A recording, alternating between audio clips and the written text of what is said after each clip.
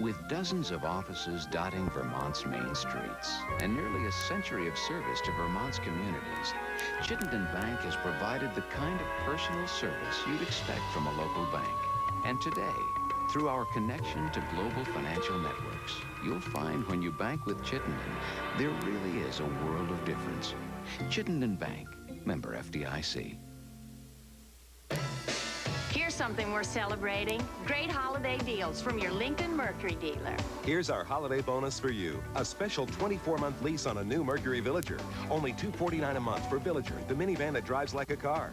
So while the competition plays Scrooge, lease a winter-ready Villager for just $249. After all, who deserves a holiday bonus more than you? The celebration can't last forever, so see your Lincoln Mercury dealer now. Imagine yourself in a Mercury now.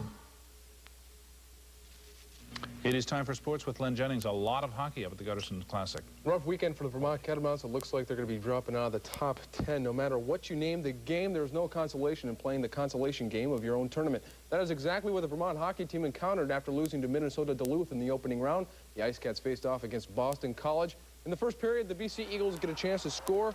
Tim Thomas comes up with a big save, 0-0 after 1. Boston College breaks the scoreless tie with under 7 minutes remaining in the second. Andy Powers blows the puck by Thomas for a 1-0 Eagles lead. With almost 6 minutes to go in the game, Eric Holman knots the game up at 1 apiece. He scores on the unassisted power play goal. They go into overtime. Nothing was resolved there. Vermont and BC end in a 1-1 tie. Not a good weekend for the Cats. They might drop out of the top 10. Yeah, I thought we had a pretty decent first and a decent third.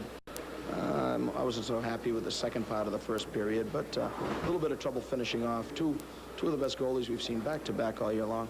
Well, we need some things. We definitely have to work on some things. We'll address that this week in practice. Harvard Brown's coming up, and we have a lot of work ahead of us this week.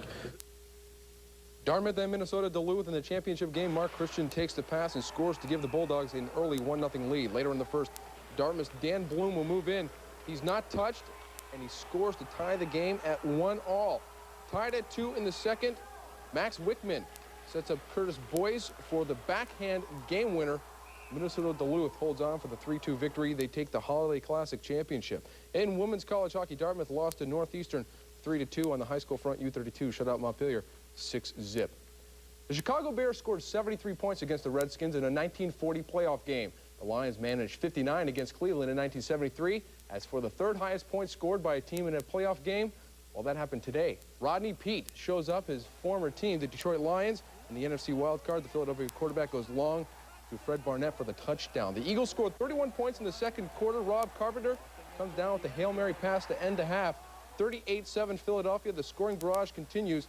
In the second half, Ricky Waters is open over the middle for another Philadelphia touchdown. The Eagles snap the Lions' 7-game winning streak with a 58-37 win. Randall Cunningham did see some playing time. Philadelphia will meet San Francisco or Dallas next week. But time and time again, this team has been able to come back and answer the bell. And that's something that people can't overlook. You know, we've been heavily underdogs in a lot of situations, and this football team is one in which we'll fight. We kept the pressure on them all day long, whether it was running or throwing. And you know, when you can do that and keep a team off guard, you know, you should have a good day. In the AFC wildcard game, Buffalo met Miami. They beat Miami 37-22. The Bills rushed for an AFC playoff record, 341 yards. Thurman Thomas had 158 of those yards. The Bills won its 9th consecutive playoff game at home. He doesn't really make a lot of change, but he doesn't make a lot of adjustments. And, you know, when we saw what defense that he was in, we kind of felt that, hey, today could be a good day for rushing the football. We weren't very predictable at all. And I think because of that, it was hard for Miami because they had to maybe guess a little bit in what we were going to do, and we were able to succeed. The Dolphins' season ends. The Bills will face Pittsburgh next week in the AFC playoffs. In college football at the Peach Bowl, Ray Goff coached his last game with Georgia. His Bulldogs battled Virginia. They fell behind early. Virginia's Tiki Barber has an easy path to the end zone. The touchdown makes it 7-zip Cavaliers. Second quarter, they go to the air. Pete Allen is wide open. He'll outrace everyone to the end zone. Virginia is leading in the fourth quarter, 27-20 over Georgia. In the college football, North Carolina faced Arkansas in the CarQuest Bowl. Trailing in the game, UNC quarterback Mike Thomas runs the option. The pitch to Johnson enables the Tar Heels to score. North Carolina pulls away. Thomas on the rollout. airs it out. On the receiving end is L.C. Stevens. He races down the sidelines for another UNC touchdown. North Carolina upsets 24th-ranked Arkansas 20-10 in the CarQuest Bowl. In the Peach Bowl, Georgia trailing 18th-ranked Virginia 27-20 in the fourth. And in the Liberty Bowl today, East Carolina beat Stanford. Chad Holcomb kicked 4 field goals for the Pirates. Alexei Yashin ended his holdout with the Ottawa Senators, signing a 4-year deal worth $12 million just in time as the Montreal Canadiens came to town. Well, not really in time.